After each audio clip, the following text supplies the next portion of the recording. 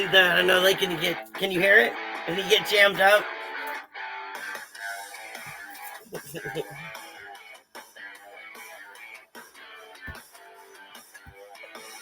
I just like the drum roll. Howdy, howdy, howdy, y'all. I would like to excuse me. Hi, my name is howdy and welcome to Pinky's Powerhouse Productions podcast. My name is Tanya, aka Pinky. When life kicks you in the gut or slaps you in the face, how do you get back up? What motivates you or inspires you to find the passionate energy to fight and be heard? Taking your life back and then showing others how to inspire and reclaim their power. Let's dive in, right? This week we have the guests. We we have Mary Jane Oatman from the Indigenous Cannabis Women's Chamber of Commerce. So we'd like to say thank you for being here today. Let me get you just 1 second. Ready?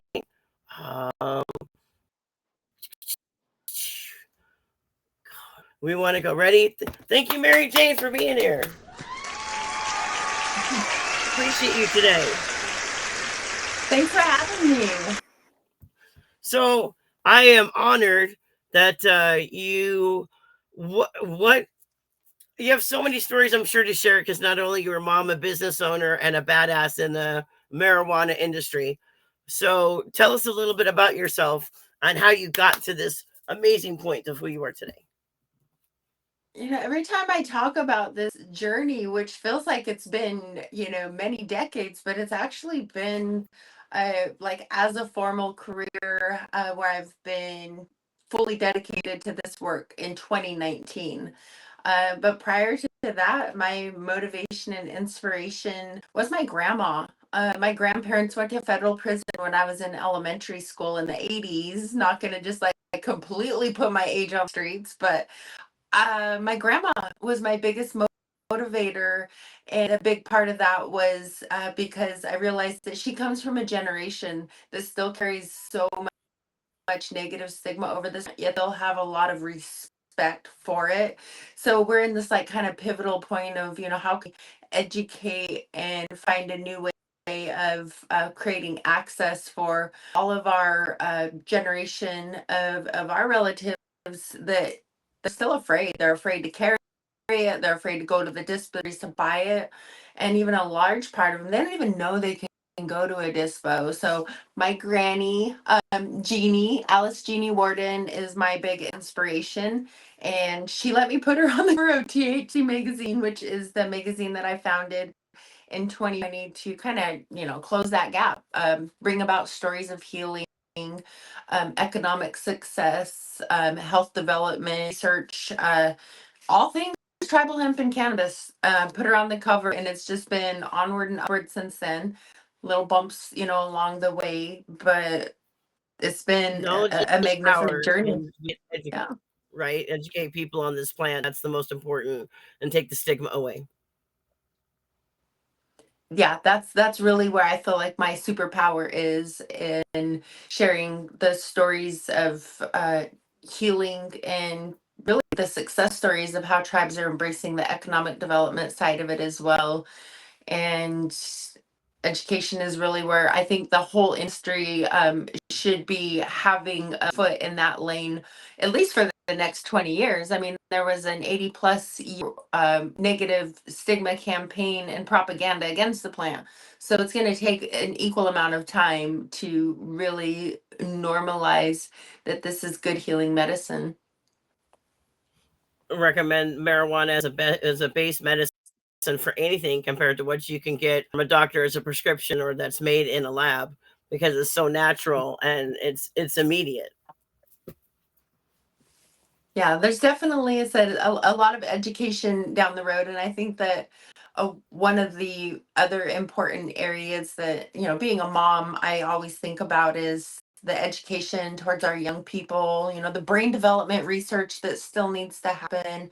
As a mom, I don't want my children having access too young or thinking that it's just cool to smoke. And kind of the generation that I came from was that 420 kind of like throw it in your face. We just ripped up pledges, I think, my senior year in high school, because that was when they started doing some of the athlete drug testing, was while I was in high school. It was really start popping here in Idaho public schools. And I'm in Idaho. Don't think legalization is happening anytime soon. So education will be my pathway for quite some time, as well as, advocacy. There's a lot of destructive efforts that are happening to strip away voters' rights here in our state regarding medicine. So we're kicking off a Just Say No to HJR4 campaign, because the legislature is attempting to silence the voice of Idaho voters by creating a permanent ban on being able to legalize in Idaho. Wow, that's amazing. Because especially if you look at all the other states that are actually successfully using the programs and in the right way. But you understand that I understand that you because with the youth it makes it look cool, but really marijuana or smoking marijuana is nothing compared to drinking. So really, if we again teaching the people, it's like having a gun in your home. How are you educating them so that way you know everybody's going to be safe? Yes. Yep. That's how it was for me in high school. Oh my goodness. I had a really good framework, and my parents just had zero tolerance for alcohol. And there was very much a reason for that. My dad was, a major alcoholic, and it was this plant medicine that actually helped him get to the other side to be able to like have my dad back. When he was an alcoholic, he was definitely not a functioning father, but once he laid down the bottle and started growing and started smoking the plant more regularly, it was a whole different family dynamic. And it was a strong subculture of the cannabis medicine. That was still during the same time that my grandparents were going to federal prison, and so much that was all connected together. That's amazing, and I'm But sorry that your yeah. grandparents had to go to prison, but I guess we learned because I think it just makes me adore you more because my grandmother was my everything too, and I have a picture of her right here. So I understand the generations of knowledge and love. That's what makes us go forward to go. I want to show you that this is okay, and I'm gonna show you how why. Right. Yes. So is your grandmother still alive? Do you talk with her about things that you're trying to plan and do? And is Oh, it I like a role model advise, yeah, or I advise me quite a bit. She's turning 88 this year, and oh, I've had the opportunity to bring her all over the place. She has not yet attended an MJBIZCON with me, but I've brought her to Vegas several different times. Grandma is a huge rodeo fan. If she is not watching the Seattle Seahawks play football or the Portland Trailblazers play basketball, then she is all about rodeo. It's like one of her favorite things in the whole wide world. She goes to rodeo, like here in our community. We have a lot of great little circuits there's a um lot of small for rodeo circuits but they yeah, do like this yeah. bull riding and stuff. Yeah. We That's have what I all was say. kinds of Mostly different the bull events. riding. She loves watching the young bull riders, and has a few favorites. And then like I said, just watching it on TV is a big deal for her. So I guess let's go back a little bit. Okay, so being a mom and being a Native American, I can imagine. How is it? What is it that brought you here? How did you get involved in marijuana? What is it that I guess this is we need the story. Like we've been kicked and then we realize, okay, well, I'm going to show you instead of saying doing this. I'm going to show you, and you're just going to eat my smoke. So tell me that story. I know there's one. See Oh, there's what so what much led you to the door? going on there. There's been a lot of different A stories lot of about my stories. journey that have been out into the universe. But one of the things that a lot of people don't know as a part of the story, and I don't think it's not. I mean, maybe because I haven't ripped the band-aid off completely, but in 2014 and 2015, I went to law school. My first year of law school, it chewed me up and spit me out. I was Yeah, on it's rough. academic probation my first semester. I've never had academic challenges before, but there was just so much ideology and foundation of that whole first year journey, especially being an indigenous person trying to learn land tenure theory and basically white makes right and all of this other thing. Like, it's like I was almost in this like spiritual overload. So I decided to stop out of law school a little bit earlier. And I had this amazing political appointment background with education, this like I'm going to go to law school journey, and it didn't work out. And I tried to figure out, how do I take the credibility of the work that I've done as an appointee under the Obama administration, somebody that's passed very progressive legislation for education in my own state and at a federal level. And then the Farm Bill happened and tribes were completely left out in 2014. Raids were happening on industrial fiber cultivations at tribal college research project grows. And that was when the evolution in the mind started happening. I started immersing myself in the cannabis industry in 2017. I started working in the Washington cannabis industry as a bud tender, as a shift lead, learning about the back end of track and trace system, inventory control. And it was primarily because I thought, well, someday my tribe might get into this and I might want to help advise them do something like this.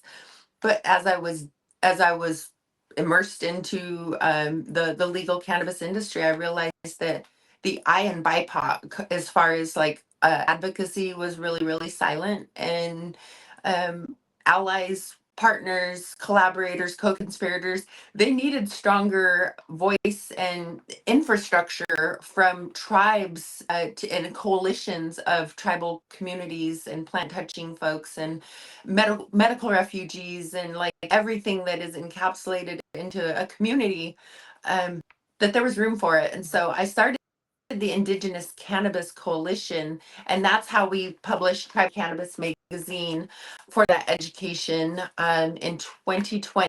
And then in 2022, the Indigenous Industry Association, which is a 501c6 trade association, was founded by our president and CEO, Rob Perro, who is a cultivator out of Wisconsin.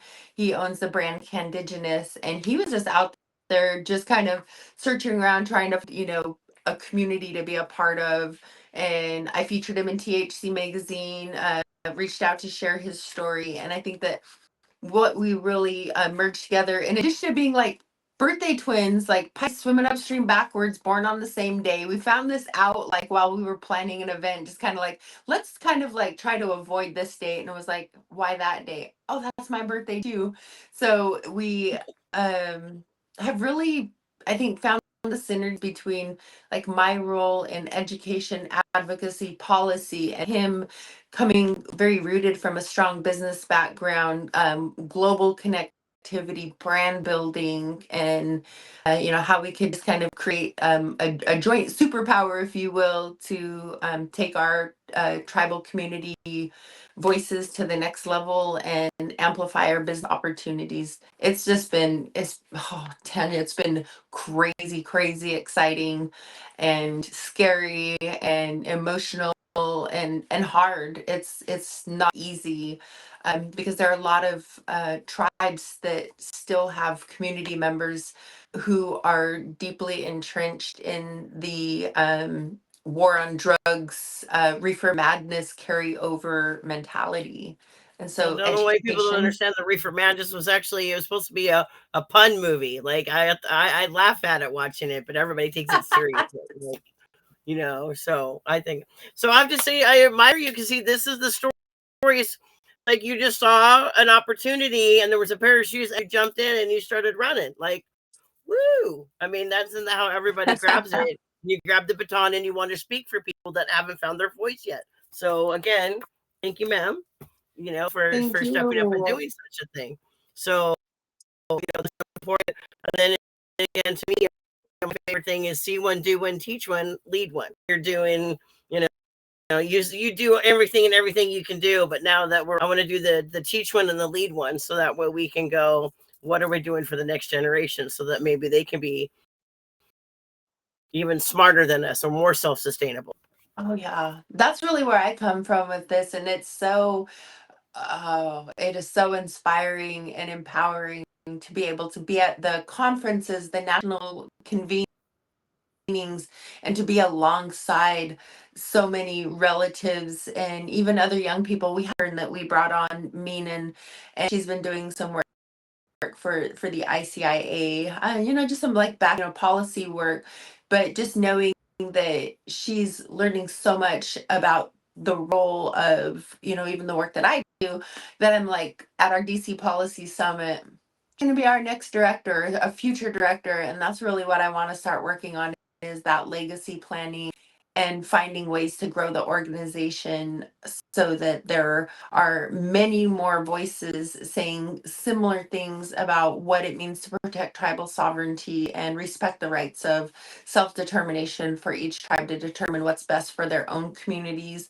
while also not stifling the voices of their tribal communities. Because I think that's one of the other areas that is an easier sell for the work that we do, is that this is jobs, this is career development and workforce development, and even just some of the low-hanging fruit of stop drug testing your people, let's revise your human resource codes and policies, and just do better for families so that they don't have to fear losing jobs, because of a piss test.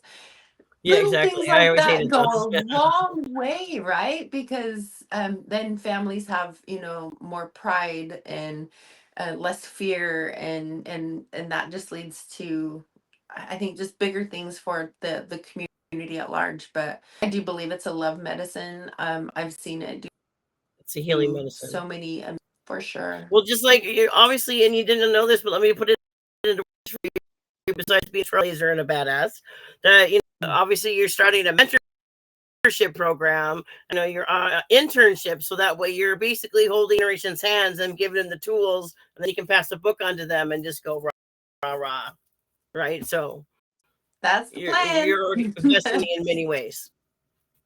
That way, when we're at MJBIZCON in like 30, 40 years, getting pushed around in wheelchairs by those young bucks, it'll be a super cool thing to see. But yeah, I want to start, the geriatric version of MJBIZCON, like the accessibility part of it, because I think about bringing my grandma to MJBIZCON, but I know that it would just be so exhausting for her as an elder, to be able to navigate. So I could just picture, just a whole, like, just finding a sponsor that's just for the motor scooters, for the elders to be able to beep beep and roll up in there. But I think I that's the generation that's the most, not only just the young people, because the young people are educated or they're trying to do it because it's cool.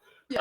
But the thing is that older people, they're that generation, because it was instilled in their head that it was so bad and that you're not supposed to touch things. Because really, I live in a retirement community now, and my mom lives in another trailer. And a lot of people know me. I'm here to help her, take care of her, do the things, uh, quality of life and stuff that we don't do for our older people and generations. They don't want to touch it because of the reefer madness, or because they were taught that it was a bad, when really I think marijuana is way better than alcohol in by any means, and even less destructive. I don't know anybody that's gone on a killing spree after smoking a joint or something like that. You know what I mean? So Well, there's just so many different ways to consume cannabis, and I think that that's where the elder education really comes in, so that they know there's like transdermal patches, there's tinctures and topicals. yeah, We have tinctures one for brand sure. out of Canada, Kimosabe, and Kimosabe, like Lone Ranger and Tonto, like that Kimosabe, like the friend. Yeah, He yes, yes, man. yeah, the Kimosabi brand, they have this really amazing cough drop, and I'm thinking, yes, I mean that's something That's I that's never medicinal that somebody's thought of. really That's a leaning great into. idea. Yeah, a medicinal cough drop. So there's really, I think, a great lane and pathway towards specific elder education, so that they can see that there are many ways smoking it, and the stinky smell, and maybe some of the triggers, because smell triggers so much memory. And for some people, the smell of cannabis, in its green form, as well as smoking, is not pleasant, nor is it a positive attribute to memory recall. So if they know that they don't have to smell it to be able to enjoy the benefits of it. Well, even like Willie Nelson, he's so into it. Now he's making it in a bottle, so you're drinking it like a shot of tequila. I mean, he's got Yes. so. I mean, there's many different ways, and that's why I try to promote because I know the older we get, our lungs and stuff. But like, you got tinctures, you can do it in a tea. A lot of people edibles don't work, but if you do edible, like there's so many other ways. It's not just smoking it and smelling like the aroma of it that we Yes. can educate ways. So all of these wonderful, powerful to share with people. Right, I find it rewarding when you can tell somebody if they're in pain or something, and you say, "Hey, have you tried this edible?" And then that really, they're like, they took a half of it because they've never done it before, or they're a little scared, and then they're like, "Oh my god, I got the best night's sleep," or "That helped me so Yes. much," and you're just like, it just takes the right person and to make them feel safe, give them the safe space to explore and learn and understand. Right, so basically, okay. So you said you're a mom, and I'm curious because I don't think what do your kids think about you? Do they? I mean, because I would be bragging if you were my mom. So I'm just saying, like, how do you interact with your kids to educate them and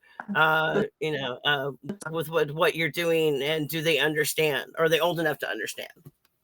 Well, my oldest son, Jackson, he absolutely loves when I travel to all of the different shows or go to different events because I'm typically snagging t-shirts wherever I Bringing stuff go. back for him. And he is a Swag. walking billboard because I give him all of the t-shirts. And so he said, Mom, I don't even like really shop for shirts because I tried to, and I'm not kidding you. He is a walking billboard. He is a semi-pro archery shooter. So he's wearing these to That's archery nice. competitions. So he's educating people about cannabis brands by going into another culture and community of archers, and good handful of them are all very cannabis friendly, so they see that brand and it's kind of like this introductory, if you will. So I know that it's opened doors and conversation for him as a marketing branding guru in his competitive shoots. Now my middle son, Wayne, I think that he's probably the one that has been most impacted by my work in the cannabis industry because it kind of really launched when he was at a very formative year. I mean, there were teachers in the public schools, in the reservation where we're at, where they're holding up copies of the magazine talking about the devastating things that some of the parents in our communities are doing. And my nieces, my son, they're sitting in the classroom like, that's my mom, that's my niece, my auntie that's That doing is that work. amazing. And so, See, well, no, no, no, they were saying it as a bad way. The reefer madness, like some of the teachers at the school were holding it up as an example of wrong in our and that's community. And so, ignorance in the world. So yeah, yeah, how do very, we? very ignorant. Right. But I think that instilled with him confidence because he's seeing them say that, but he also is seeing the flip side of that of we're holding conferences in Washington D.C. I'm meeting with tribal leaders. We're talking to governors and states, attorney generals, and so he's like hearing that rhetoric, but he's seeing his mom like making a very professional career out of it. And my daughter, who's 12 now, she was really little when it started, but she is probably like little Mary Jane. I mean, somebody say drug and she's like, it's a medicine, and she's just Exactly. so, That's exactly how I hand do on it hip, too. Like, shaking her head, like, wagging her fingers. She's got zero tolerance we for basically, they say it's a drug only misinformation. when they don't understand, but the knowledgeable people will say it's a medicine. So again, yes, it's about how your words. Yes. So I think that's amazing because honestly, I wanted to say that instill what you're doing. Not only your children are seeing the role model that you are, and maybe following in your footsteps, but you're also instilling confidence in them because you're already educating them. So they're going out and they're going to be looking impressive because they have the knowledge and they're sharing it with theirs. So, Oh I yeah, and mean, my 17-year-old son, I mean, he just knows that, um there's a time and a place for medicine. It's not his time nor his place, and he's very like he's just so into it, and everything that he does with his, his own personal health lifestyle, that he made a vow that he was, not going to consume alcohol or cannabis until, well, I think he's kind of set that goal for himself that it's just something that he doesn't need in his life. However, he enjoys CBD products like his roll-ons for his post-workouts. I mean, he's a weightlifter, so he definitely indulges in his topicals, which he prefers over some of the other products that are out there. But I do believe that education, and it's not it's not like a birds and the bees kind of a talk. You have to continue to have dialogue, age appropriate dialogue with your children over the course of their entire life. I mean, I know that there's still a huge concern in a lot of our communities around the cannabis increasing cannabis access, leads to other hard drugs. And I think that we're really in a place where we need our I young hate that. people not just thinking about like working in a dispensary or growing, we're thinking about the research that needs to be done, the scientific research. So the other professions, and that's what I'm really excited about, is to see the young people, including my own kids, thinking about ways that they could have a career profession that is, outside of the box with cannabis. Okay, so you've been to lots of places, but I have a question for you. When did you start the THC magazine, and what gave you the inspiration to want to do so? As education, as promotion? Okay.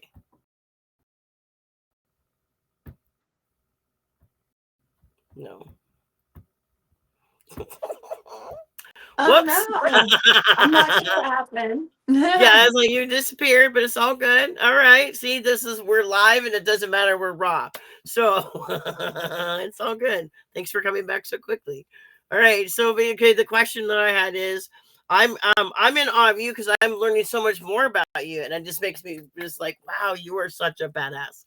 Okay, all the things that you got, I mean, you're just empowering yourself to want to educate and then also lead your people. So please tell us what gave you the idea to do the THC magazine? Because I know Raw is bringing back they're bringing back the other magazine. I guess I didn't know it was dead or they weren't doing issues, but uh, I know that there's not enough, and I think again education. So how did you create the THC magazine? What gave you the idea? What inspired you to do that? I was actually working with my family in road construction, and I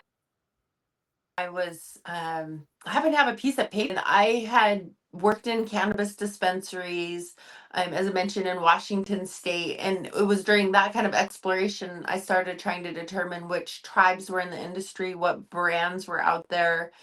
And I realized that there was just a space for something, and it came to me. I was like, tribal hemp and cannabis. Or So no, you actually, felt I the think I void, and you originally wanted to said, fill that yeah, void, yeah. right? Yeah, and so, but the THC part of it, just kind of evolved from, really, really early on, is that it could be own marketing and branding material, potentially its own merchandise with the THC logos, filing the trademark. Um, it's just mostly because I knew, like, I wanted to share grandma's story, because I felt like putting somebody like my grandma, and opening up her story would maybe give to others to be able to do the same. And It that's what puts I did people into perspective, experience. right? Yeah, It gives yeah. people something that really, it's not a TV program. It's a real life, and this happens. Okay, you're not going to be the first one. You're not going to be the last, but this is where so we can help everybody else understand. Perfect. The other reason why print over any other format, which is interesting that you mentioned with High Times, and thank you so much to Josh for reviving it with the resources at Raw, and Javier, I know, has He been does a doing lot. amazing at Yeah, High he's Times. impressive. But the High Times actually discontinued the month that THC Magazine was like going to print with its second issue. So I was like, did I make a bad decision here?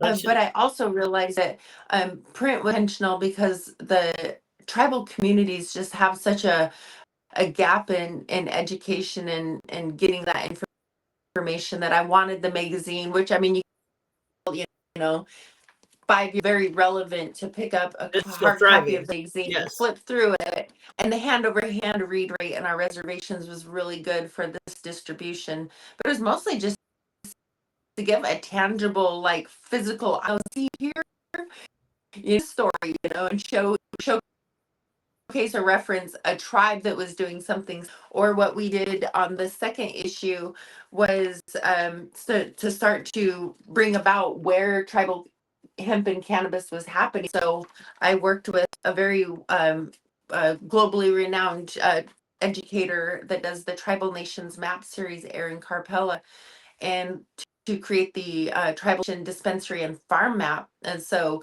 I Oh, started see? Oh, mapping that's a out great idea. early. Yeah.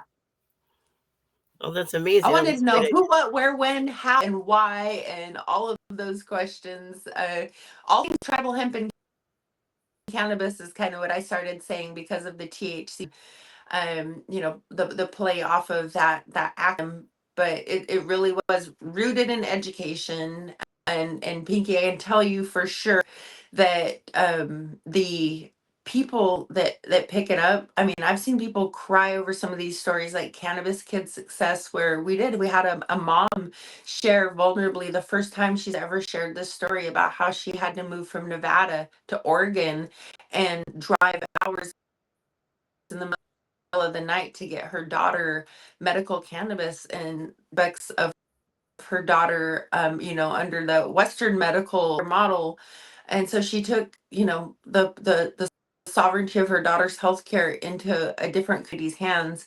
And little Eviana's thriving this day. And I know that story all over the place. I know that and that story's happening in Wisconsin, and we've got amazing advocates out there working now on the ground to create quality medicinal access for people in places like Wisconsin, where they're still struggling like we are here in Idaho, because um you know politicians think It's they know amazing to better. know that there's still places because of marijuana so uh, mainstream now that that there are other states still struggling for that. Because I remember watching a documentary about when Colorado was the first one to legalize, and how many people had to move and stay in trailers and stuff because they were trying to go get the tinctures and things for their children Oh, because of having to stop seizures and stuff. And that was a big discussion about children and THC, or in marijuana industry, and from just as a medicine for them, because they thought people were just as before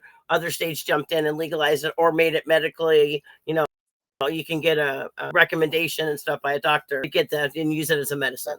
So I yeah. know that it's come a long way, especially for children, but I know it's really life saving for a lot of people if we just get people to understand that in those stories.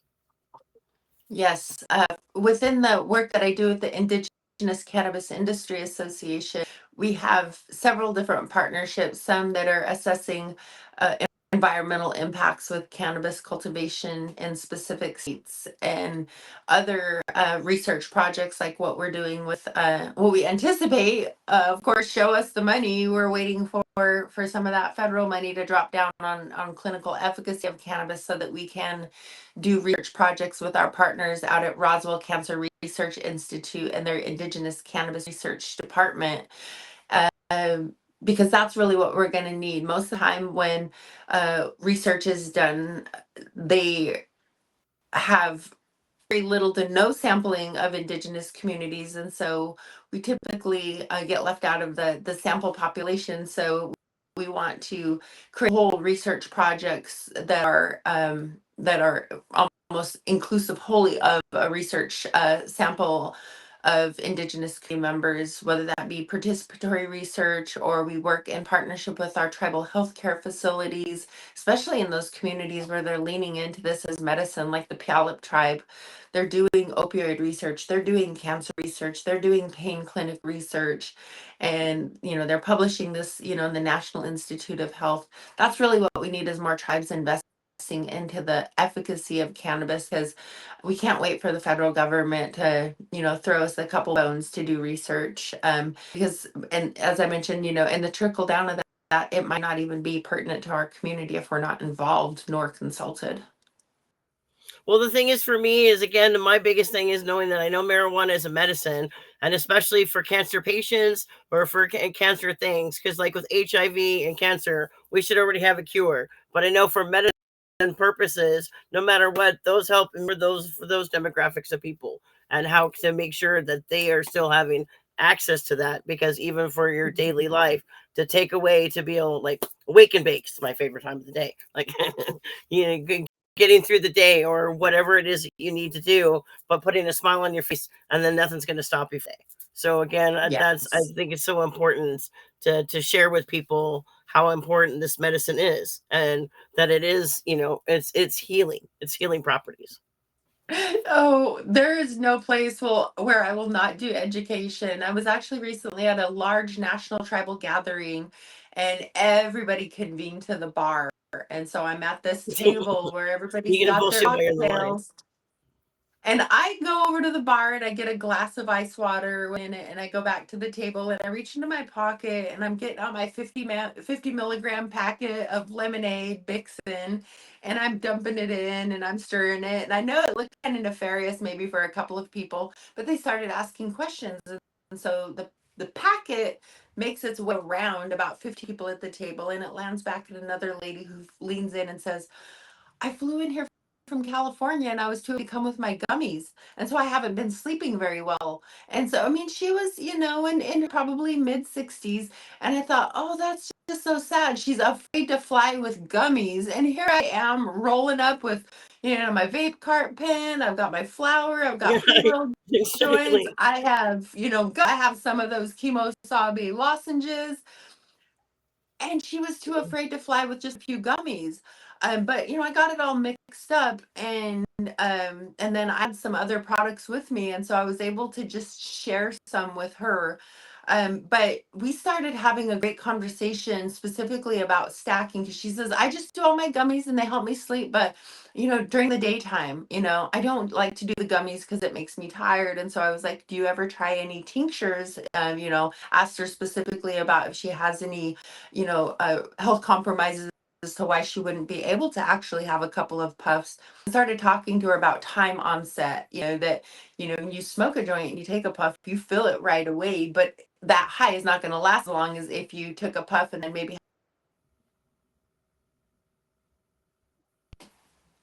Yes, you skipped, and I couldn't hear you. Oh, well, this is fun. All right. That's what you call it, live. Let's wait for her to come back. Here we go.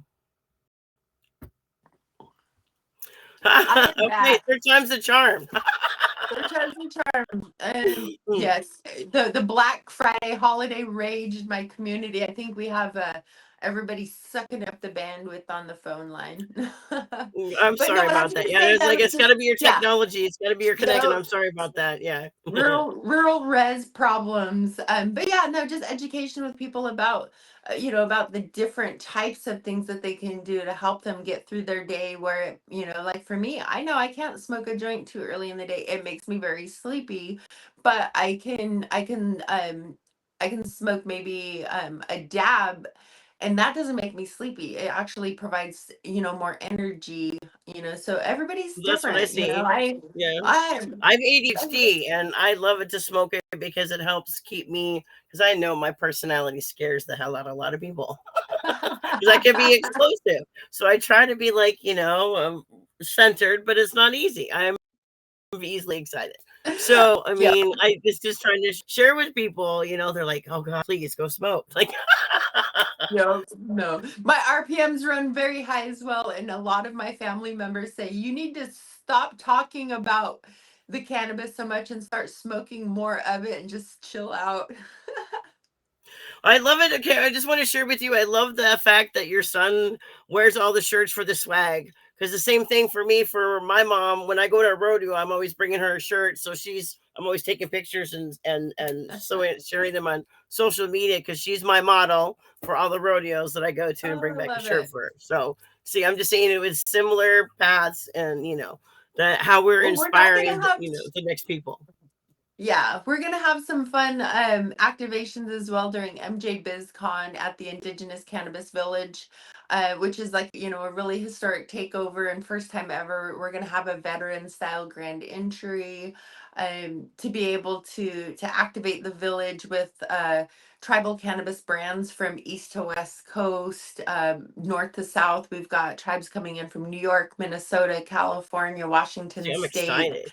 I'm super excited about that. And we're going to have a scavenger hunt, a hula hoop contest, all kinds of other fun contests in the village. So stop by, We don't have to have a special extra ticket, network. right? It's just general admission for your pass or Yeah, whatever. general Okay. admission gets you into all of the MJBizCon, but we invite everyone to come and participate with us in the official ribbon cutting grand opening of the North Exhibit Hall on December 3rd, Wednesday, the kickoff to the trade show floor at 9:45. We're all meeting up for the veteran style grand entry.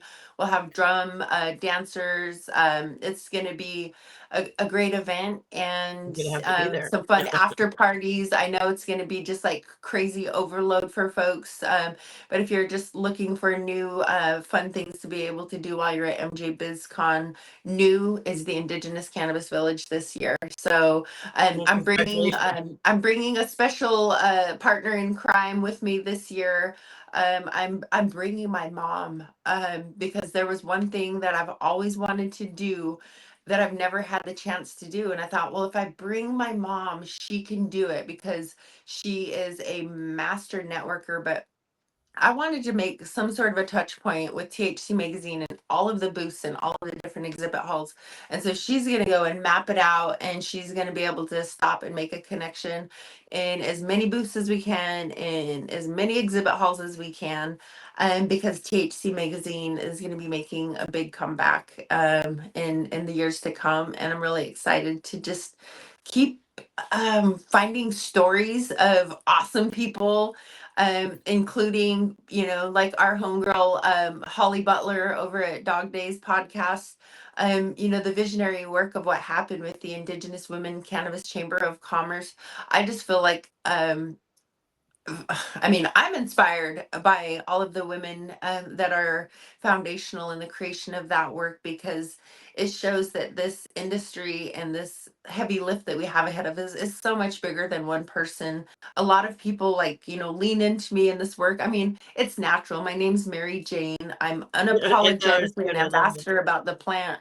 But what comes with me is that I know a lot of relatives and, as I mentioned earlier, people that are doing the work. And so my job is to be a bridge and to be a spotlight. It's just to be on your show, such an honor. But oh man, after this, I'm excited to hook you up with like 10 other badass people in the cannabis industry that I think that you should definitely have on your Right roster for on. 2026. Well, thank you. Help me kick it off. Like, okay, this is my virgin run. You are now my 9th episode of my first year, and I'm doing this all myself. So I'm hoping that I can uplift and then empower other people, and then maybe grow a tribe.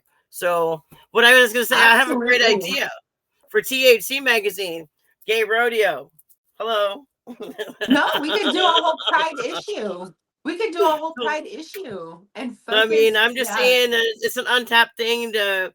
I mean, I don't smoke when I'm rodeoing, but afterwards, and been running around after cows or something. Of course, when Oh, you're done and not in the arena.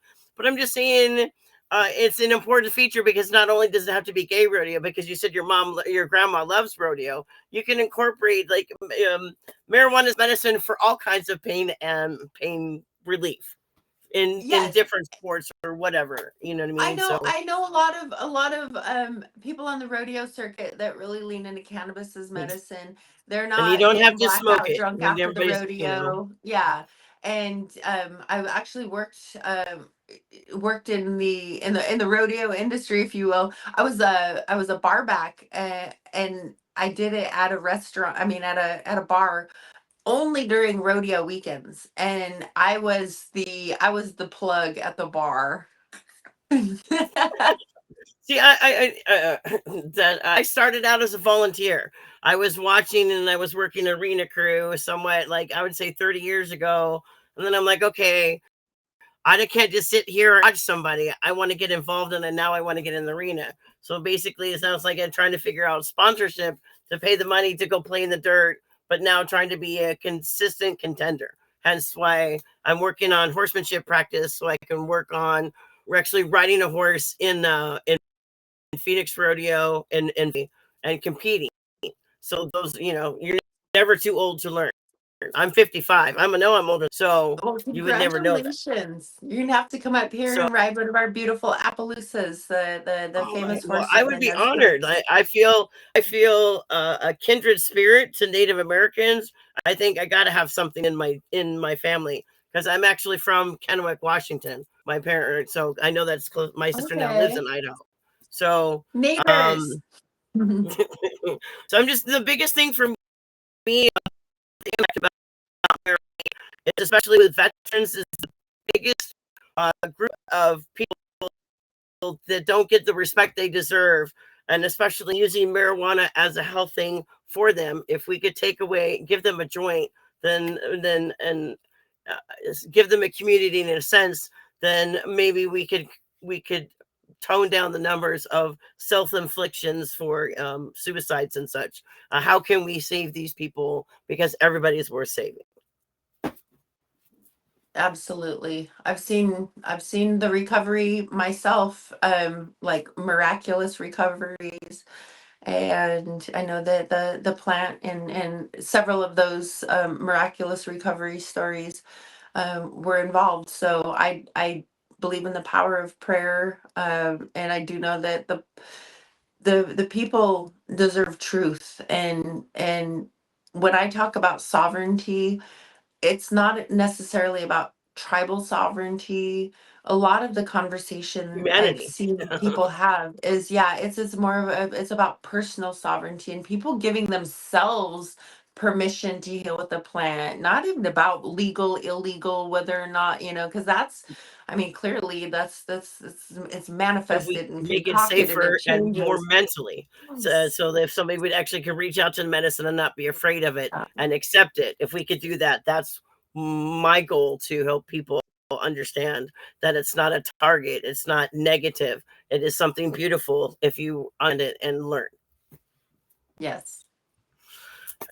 Is So where we're going to see you next? Besides, I can't wait to see you at MJBIZCON, and I'm really excited, and I'm so proud, and congratulations on the opening for the Indigenous at MJBIZCON. And so I'm so grateful that you can kick us off, because we are December. And I'm going to post it before MJBIZCON starts. So I am extremely grateful for all of your hard work, and I want you to continue being the mentor and the role model, the badass that you are in so many communities. And I can just see the love and the connection that you're building and bringing all together. Well, So thank I you. just like to say, Definitely want everybody to join us at the Village, which is a after party on Fremont Street with the Sovereign Cannabis Takeover, and just when is that? swing You'll have to by. email me all this information. This is awesome. I Yes. didn't even know. Yeah, all kinds of fun events, and just very humbled to be able to be in the position to activate such an event. I've learned a lot in this planning. I know what you mean as far as the hustle, and safe travels to everybody to get to MJ BizCon for our big cannabis family reunion. I just would like to say thank you. Thank you so much. I am so honored that you joined us today, and I appreciate you filling us in on all of this wonderful and powerful information to try to change the world, because it starts with one thinking at a time and one person at a time. I would like to thank Mary Jane. Thank you so much from the Indigenous Women's Chambers of Commerce, joining us today and sharing your knowledge and your love with us. So I just want to say thank you. I'm trying to end this. Hold on. Well, much love to you, Pinky. Thank you so much. So I want to just take a minute. Thank you so much. Right, and then our see, I you should hear this. Ready? Thank you for joining us. Our next January guest is going to be Rancher Mammy. She's Sue Carlton. She was also going to be at MJBIZCON. She does CBD and she does growing, and then her farm she actually does weddings and stuff. So she also has a way of interacting in the community for education and growing the marijuana, understanding and knowledge. So I want to thank you so much and bless you and safe travels. And I will see you soon. I can't wait to give you a hug in person. Yeah. Bless you. Thank you so much. Have a great night.